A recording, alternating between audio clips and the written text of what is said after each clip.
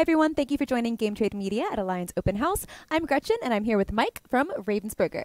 Hi. Hi. What do you have? So we have Jaws. Jaws is a 2 to 4 player game, ages 12 and up, and it's 45, 60 minutes. Oh, wow. All right. This looks intense. Yes. The awesome thing about Jaws is that Jaws is a 2-act game. So what happens in the first act is going to impact part 2, which is the battle on the Orca.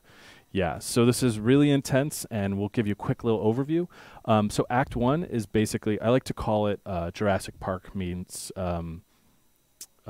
Scotland Yard. So it's hidden movement, and one player is playing as the shark. The other players are the crew, and they're trying to find, locate, and tag the shark twice. And at that point, you transition to part 2. The really most important part of this is that Act 1 really defines basically the drama that is in Jaws. So as swimmers are come out and they're devoured by the shark, that shark is gaining strength. It's getting more abilities, so that in part 2, it's going to have more abilities. The crew loses gear that it can use to fight the shark. So it really changes how each game is played and how each person plays as a shark. So lots of replayability, and then also for us, this is all about really immersive gameplay, so that you feel like you're playing the movie. How would the setup go down? Sure. So basically, the shark is hidden. They're going to have a little shark tracker, and this is where they're going to record their movements. The shark has 3 moves each turn, or 3 actions, sorry. One could be a move, or one could be devouring a swimmer. So the shark decides what they're going to do, and basically there's 3 things that happen in each turn. You are going to have an event, and the event is going to place swimmers in the water, and then potentially set other things. Then the shark is going to move. The shark doesn't have to tell you where it's at, other than if a swimmer has been eaten. And then the crew takes their turn. So we'll move some of these meeples over. So the Chief Brody's on the land, and Hooper and Quint are in their boats, and they're trying to zoom around and toss barrels. They have binoculars that they can use to look into the water, and a bunch of other really cool things from the movie in order to try and find the location of the shark. These are little swimmer tokens? Yes. So these are all the swimmers from the movie itself. You have Michael, the chief's son. You have the dog. And for us, this is all about really letting people really dive into the movie as it was, to really preserve, like, these are the real actors, and really keep the tone and the colors. So once you tag the shark, you move on to part 2. Yep. You flip the board over because it's double-sided, and then you move to part 2, which is the battle on the Orca. So how does that go down? So basically, there's 2 win conditions for the shark and 1 for the crew. The shark has to either destroy completely the whole boat or eat the whole crew, and the shark wins. And then the crew wins by defeating the shark. With this, each of the players on the player boards, you can see each player has basically 5 lives. They can be bit 5 times before they've been eaten, and then also the shark can take 17 hits before it's destroyed. So again, it's really interesting, and we can walk through basically a turn or 2. Yeah, let's do it. I'm excited. Yeah, perfect. So here we are on the board, and on each turn, you're going to reveal 3 resurface cards. What those are going to do is those are going to tell you the 3 potential spots where the shark is going to surface and attack the Orca. There's a couple pieces of information. So you can see that this is the A card, and we have a corresponding token that you place there. So this is the spot where the shark can attack, and it would attack with a single dice, and it would have a defense of 2. So if the crew attacked back, you would have to hit it at least for 3 points to do any damage. So kind of what this tells you is both where the shark is, but also helps you kind of try and figure out where the shark's going to go, because you can see some of the cards the shark might attack with 3 dice, so it's better for the shark. Or if the shark is really wounded, maybe it's going to want as much defense as possible. So so basically, you're going to have the meeples are going to be in place. You're going to reveal the targets. The shark has 3 tokens, an A, B, and a C. What they're going to do is they're going to secretly decide which move that they want to make, and they're going to lock it in. They're going to put it down on the board. That sounds so fun. The shark has multiple abilities that it can get from eating people. So this one, for example, is a big mouth, and what this does is this allows, it says if the shark damages or destroys a boat space, each crew member takes at least one hit or one wound. Okay. So there's a lot of really cool things that can happen.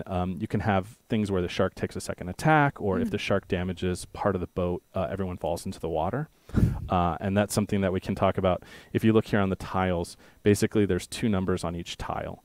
And the really cool thing about this is, so a 1 right here is to damage the boat, and the 3 is to destroy it. So 3 hits would destroy the piece entirely, and then you could see there's just basically open water, or you can have a damaged section, and you can see that the boat is being damaged. So if somebody was unfortunately standing on a part that was attacked or and it damaged or destroyed, you fall in the water, and you have to take your 2 movements to get back on the boat, or you can swim away. So what happens if you swim away? You're still in the water. It's a little bit more difficult. You know, you have the overall boat, and you have two movements each turn. So you're trying to move around to where those spaces are, and you're trying to target that. And the targeting of that space, what we can see is the Chiefs targeting C. Quint's targeting A, and Hooper's targeting space B. And so you, as a crew, you want to decide, do we want to go all in for a certain space? Do we want to kind of diversify that so we at least get at least 1 attack on the shark each turn? But as the game progresses and you're losing bigger pieces of the boat, starts upping the ante and the stress and the exactly, it makes it more difficult. So yeah, so we can let you be the shark. All right. And what we'll do is I'll let you choose a token, and we'll just give you a card to do. Why don't you pick a couple of these? Just pick one of the abilities. I am ready to be talked about that. Okay. And as the crew, I'll play as the crew. So I'm going to have my rifle ready. We'll have a machete, and we'll have the Chief's pistol. And we can move around. You know, I'll stay where we're at, and we'll just target those spaces. All right. So when you're ready, go ahead and pick A, B, or C, and just put it face down. All right. Into which space you want to go in. So so I put it face down with the A's up, or? So the A's hidden. All right. Yeah. So I'm going to say right here. Okay. So this allows then for the shark to have made the move. Now the crew can talk without the shark knowing what the people are doing. So I could choose to, you know, move a space over here to orient myself or to target. I think I'll leave it as is. And then basically, you know, so we're going to do the resurface cards that we did. The shark chose your stuff. The crew is the crew we prepared. The next step is you're going to reveal where you are resurfacing. So if you want to flip over the token. Space A. So boom, the shark meeple jumps on the board, and I love that token. Now it's time for the crew to attack. So we know that Quint was the only person to target this area. So I get to roll 2 dice, and I get an automatic hit. So I'll get to see if I can damage the shark at all. I hit for 2. And you have space A, so you have a defensive 2, so nothing gets through. Oh, you escape this time, and now it's the shark's turn. All right. So do I use this card now? Yeah. All right. So that's hard target. So my shark's evade value becomes 3. Okay. So even if I had gotten through with an extra dice hit, you would have been fine. I'm a tough shark. Yes, you are. So now you get 1 die because that would be your space, and we'll get to see if you can damage or destroy the. All right. So let's see what happens. Oh, so you miss as well. So yeah, so basically we will, you know, on the next turn, if we want to go through again, we can reveal 3 new location cards. And what we need to do is we just need to take the targets off the board, and we will just rearrange where the corresponding tokens are. So this is the new A spot. This is B, and if you can put the C one there. And that becomes C. We would start over again. You would be able to pick a shark ability and pick where you think you're going to surface this turn. And then the crew will go again, and then we'll try and move around to get and target the areas where the shark might be. And you keep going until either the shark eats all of the crew or the crew takes down the shark. Or if the shark destroys the boat. Or if the shark destroys the boat, and then everyone's in the water. Yep. So if you wanted more information on this game, where would you go? You can go to our website, ravensburger.us. We have a page there, and it's also right now Jaws is available. So it's ready to go. Yes. Yeah. Yes. It's good to go. All right. Well, thank you so much for coming here and sharing Jaws. That was awesome. Okay. And we'll see you at your friendly local game store.